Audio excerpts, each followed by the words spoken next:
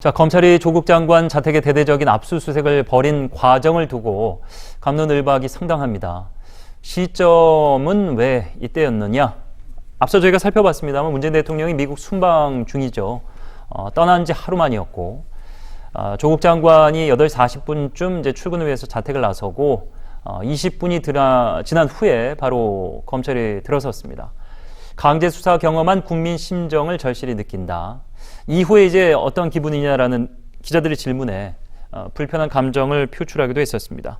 자, 의혹 관련 장소들이 대부분 이제 압수수색이 진행이 됐고 첫 압수수색 때 결국에는 집은 뺄 수 없는 거 아니냐, 집은 왜 안 했느냐라는 지적이 있었기 때문에 마지막 수순으로 검찰 입장에서는 집은 빼놓을 수 없었을 것 같은데 여하튼 이제 대통령이 떠나고 출근한 이후에 나름 이제 검찰은 조심했다라는 시각인데 또 다른 시각은 노린 거 아니냐 또 이렇게 보는 거죠.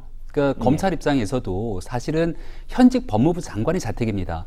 그동안은 정경심 교수 그리고 조국 장관에 대한 가족 주변인을 대상으로 둘러싸고 있는 의혹에 대해서는 여러 가지 압수수색을 하더라도 장관에 대한 자택에 대한 압수수색이 들어가게 되면 조국 장관을 대상으로 수사가 진행되는 것 아니냐라고 하는 문제가 발생할 수 있는데 현재 전해지고 있는 내용에 따르면 조국 장관의 피의자 신분으로 조사를 하고 있다는 내용이 밝혀지고 있기 때문에 이제는 조국 장관을 대상으로도 본격적인 수사에 나서고 있다라고 하는 신호가 첫 번째인 것 같고요.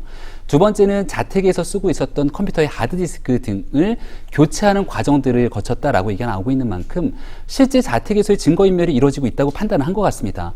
그리고 실제 자택에 들어가서 여러 가지 내용들을 확인했을 건데 그동안 있어야 될 내용들이 혹시나 증거가 인멸됐거나 하는 내용들이 있다면 앞으로 정경심 교수를 소환 조사하는 과정 속에서 구속을 하게 될지 여부는 결국 증거인멸 도주에 대한 우려로 같이 맞물리게 되는 상황이거든요.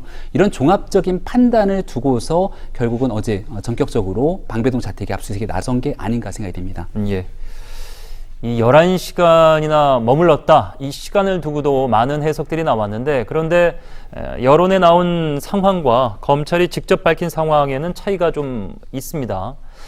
2시 30분쯤 조국 장관의 집으로 짜장면 등이 배달됐다라는 배달원의 진술이 있었다고 하는데 9인분이 배달됐다. 중년 여성과 젊은 여성이 있더라. 이제 뭐 누군지는 아시겠죠. 이 가족들이 있는 상황이었는데 검찰 입장은 좀 다릅니다.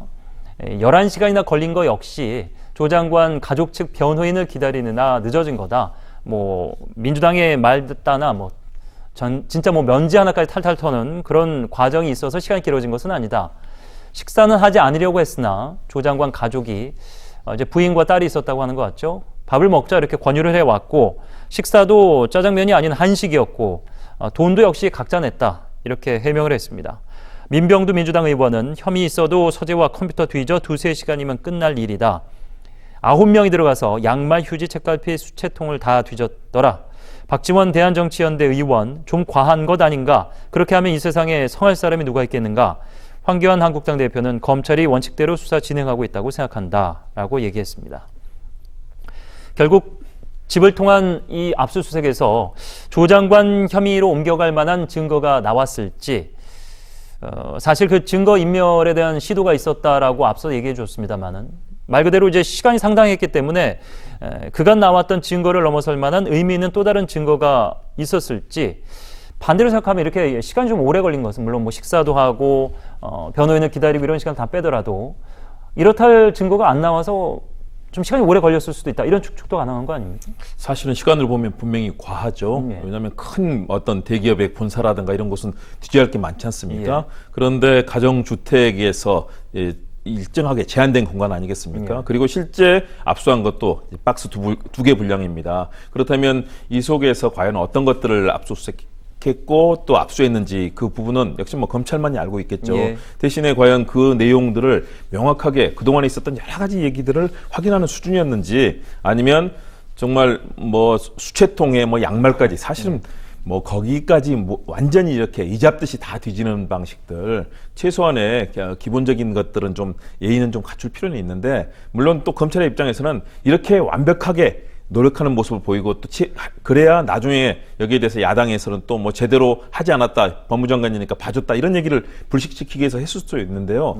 그러나 11시간이라는 시간은 사실은 아무리 변호인을 기다리고 식사를 했더라도 너무 과한 시간 아니었나라는 그런 판단이 들고요. 그동안 있었던 여러 가지 계속해서 나오는 것들이 계속 옮겨갑니다. 뭐 사모펀드, 증거인멸, 뭐 많은 얘기들이 오가는데 실제적으로 과연 정말로 검찰이 확실하게 이건 정말 범죄다. 그리고 조 장관이 직접 관련이 됐다. 이것을 과연 밝혀낼 수 있을지는 사실은 결국 검찰의 수사력에 달리는 것 같고요. 대신에 검찰의 잘못된 관행들은 정말 바꿔야 된다. 그리고 형사소송법 절차, 검찰 스스로 법 절차를 어긴다면 그거 어떻게 되겠습니까? 정말 검찰이 그런 역할들을 존중해야만 앞으로 검찰 얘기가 나와도 따뜻할 것이다. 이런 측면을 감안했으면 합니다. 예. 자, 이렇게 조 장관을 향한 검찰의 칼끝이 가까워지고 있는 상황에서 이미 여러 혐의와 관련돼서 기소된 사안도 있고 소환 조사만을 앞두고 있는 정경심 교수에 대해서 강제 수사 가능성을 언급하는 그런 보도가 하나 있었습니다. 몸이 아파서 출석 어렵다, 소환 불응 중이다. 그래서 강제 수사 가능성을 검토하고 있다. 한국일보발 보도인데, 근데 사실 이 부분은 해석의 여지가 좀 있는 것이 조 장관 스스로가 부인 정경심 교수가 병원에서 나왔고 얼마 안 있어서 이제 소환이 있으면은 응할 것이다. 당연히 응해야 된다. 이렇게 얘기를 했고, 실제로 정경심 교수 역시 SNS를 통해서 사실 무근이고 소환을 기다리고 있다. 검찰과 오보 사실관계 바라잡아지길 바란다.